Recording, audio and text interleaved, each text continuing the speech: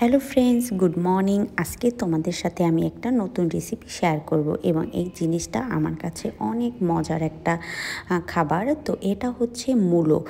তো মূলোটাকে হচ্ছে কেটে তারপরে হচ্ছে মূলোটাকে কাটতে হয়, কাটার একটা কৌশল আছে। তবে আমি কিন্তু এটা একদমই পারি না, এটা আমার মা হচ্ছে আমাকে এটা মাঝে মাঝে কেটে দেয়। তো এটা কাটার পরে একটু লবণ দিয়ে অনেকক্ষণ এটা মেখে রাখতে হয় যাতে ভিতরটা নরম হয়ে যায়।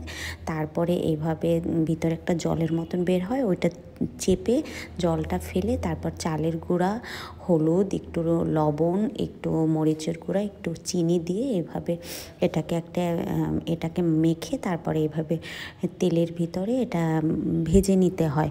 তো এই যে দেখো, আমি অলমোস্ট এটাকে মেখে নিয়েছি। এখন আমি হচ্ছে তেলের ভিতরে দিয়ে জাস্ট এটাকে ভাজবো এবং এইটা খেতে এত মজা, আমার মনে হয় আমার মতন সবাই তোমরা এটাকে খেয়ে দেখো একবার। এটা সেই টাইপের একটা টেস্টি খাবার। এটাকে সস দিয়েও খাওয়া যায়, আবার অনেকে দেখবা যে ডালের সাথে ভাজা খেতে পছন্দ করে। এই যে দেখো, এটা কিন্তু গোল হয়ে গেছে, ঠিক আছে?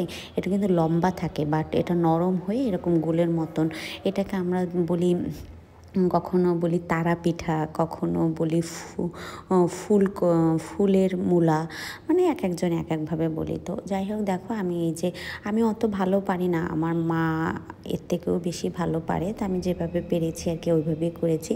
তো তোমরা চাইলে এভাবে খেয়ে দেখতে পারো এবং এটা গরম গরম একদম কুড়মুড় কুড়মুড় করে খাওয়া যায়, তো সেই টেস্টি। তো বাই বাই।